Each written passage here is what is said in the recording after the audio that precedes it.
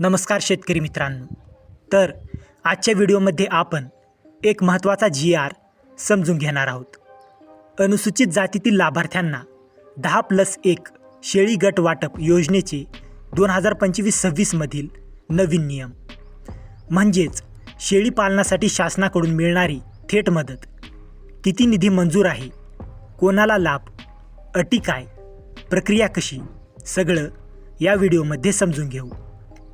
तर या GRमध्ये काय जाहीर केले आहे, तर महात्मा फुले इतर अनुसूचित जातींसाठी शासनाने 10+1 शेळी गट वाटप योजनेकरिता 2025-26 साठी मोठा निधी मंजूर केला आहे.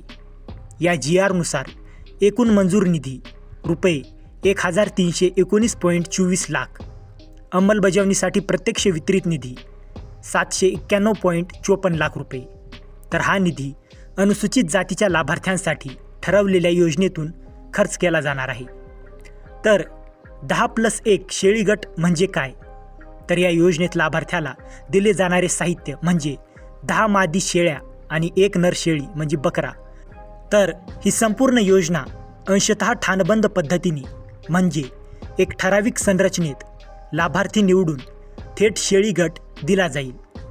तर या योजनेचा उद्देश काय, तर अनुसूचित जातीतील कुटुंबांचे आर्थिक उत्पन्न वाढवणे, ग्रामीण पशुपालन व्यवसायाला चालना देणे, महिलांच्या स्वावलंबनाला बळकटी देणे.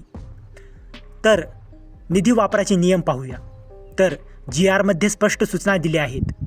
निधी फक्त शेळी गट वाटपासाठीच वापरायचा. संबंधित विभागांनी महिना 10 तारखेपूर्वी प्रगती अहवाल द्यायचा. खर्च करताना वित्त विभाग व आर्थिक नियमांचे काटेकोर पालन करायचे. निधी त्याच आर्थिक वर्षात पूर्णतः खर्च व्हायला हवा. तर कोणकोणते विभाग या योजनेत सहभागी आहेत ते पाहूया.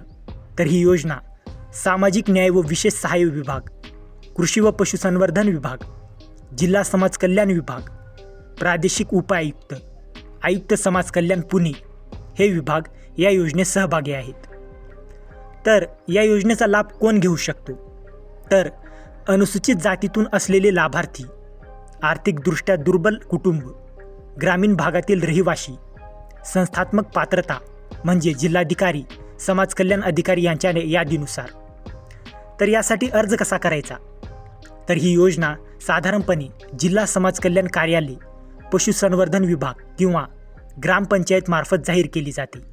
लाभार्थी निवड ठाणबंद पद्धत म्हणजे पूर्वनियोजित प्रक्रियेने केली जाईल. तर अर्जासोबत लागणारे प्रमुख दस्तऐवज कागदपत्रे पाहूया. तर नंबर 1 जात प्रमाणपत्र, नंबर 2 रहिवाशी दाखला, number 3 Aadhaar card, number 4 bank passbook, number 5 उत्पन्न प्रमाणपत्र, नंबर 6 संमतीपत्र. तर महत्त्वाच्या सूचना आहेत त्या पाहूया. तर ही योजना फक्त अनुसूचित जातींसाठी आहे. निधी काटेकोरपणे नियंत्रित केला जाईल. शेळी गटाची गुणवत्ता संबंधित विभाग तपासणार. योजना जिल्हानिहाय टप्प्याटप्प्याने राबवली जाईल. तर मित्रांनो, जर तुम्हाला या योजनेबद्दल अधिक माहिती हवी असेल तर आपल्या चॅनलला सबस्क्राईब करा. हा व्हिडिओ उपयुक्त वाटला असेल तर व्हिडिओला लाईक करा, शेअर करा. तर मित्रांनो, भेटूया अशाच एका महत्त्वाच्या पुढच्या व्हिडिओमध्ये. जय हिंद, जय महाराष्ट्र.